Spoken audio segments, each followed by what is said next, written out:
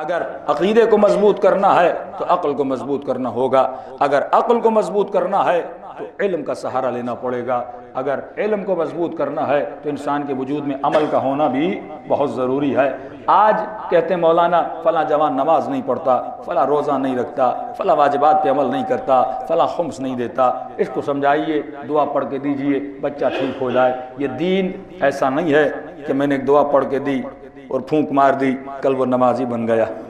ایسا ہوتا تو خدا ہی پھونک مار دیتا، سارے نمازی بن جاتے۔ یہاں پھونک سے نہیں، یہاں عقل سے نمازی بننا ہے۔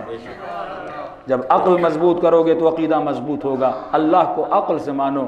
ایک جملہ میں نے کہا تھا، تسلیم، جب تک اسے تسلیم نہیں کرو گے، مان تو سب رہے ہیں، تسلیم نہیں کیا کسی نے۔ مولا علی کو سب مان رہے ہیں، تسلیم نہیں کیا۔ تسلیم کا مطلب کیا ہے؟ آپ کے شہر میں 2-3 ڈاکٹر ہیں اور آپ بیمار پڑ گئے، آپ نے پوچھا مولانا کس ڈاکٹر کے پاس جاؤں؟ تو کسی نے کہا فلاں ڈاکٹر کے پاس چلے جاؤ، اچھا ہے۔ پھر کسی رشتہ دار نے کہا بھائی نہیں جانا، کل اس نے اماں کو دوائی دی تھی اور کب کی بستر پہ لیٹی ہوئی ہیں۔ تو آپ کے یقین میں کمزوری پیدا ہوئی، تسلیم نہیں ہے۔ ڈاکٹر تو مانا ہے لیکن اسے ابھی ڈاکٹر تسلیم نہیں کیا، کبھی دوائی صحیح نہیں دیتا، نسخہ صحیح نہیں دیتا۔ پھر کسی نے کہا فلاں ڈاکٹر کے پاس چلے جاؤ، آپ نے تحقیق کی، سب نے کہا اس کی نسخے میں بڑی شفا ہے، یہ جو لکھتا ہے اچھا لکھتا ہے، کئی مریضوں کو اس نے شفا دی۔ اب آپ نے اسے ڈاکٹر تسلیم کیا، ڈاکٹر بھی ہے، نسخے میں شفا بھی ہے۔ اب جب اس کے پاس گئے، اس نے جو لکھ کے دیا آپ تحقیق نہیں کرو گے، آپ دوائی کھاؤ گے، کہے صبح 2 گولیاں کھاؤ، دوپہر 4 کھاؤ، رات 3 اور 4 کھاؤ، آپ کبھی بھی یہ نہیں کہو گے کہ ایسی ترتیب آپ نے کیوں بنائی، کھانے کو تیار ہو جاؤ گے۔ معصوم فرماتے ہیں اگر رب کو اپنا ڈاکٹر تسلیم کیا ہے تو اس کی بات پہ عمل کیوں نہیں کرتا؟ تسلیم نہیں کیا تو عمل نہیں کریں گے نا۔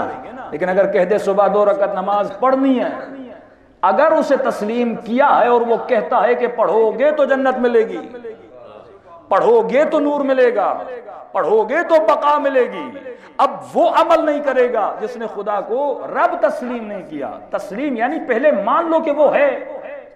کہ مولانا فلاں مجتہدین کی، میں نے کہا جب مجتہدین کو تسلیم ہی نہیں کیا تو یہ بات کہاں مانے گا؟ آپ یہاں فتویٰ کرتے ہیں، اس نے مجتہد کو ہی نہیں مانا۔ پہلے عقلی طور پر اس کو تسلیم کرواؤ، جب یہ تسلیم کر دے گا پھر اطاعت میں آئے گا۔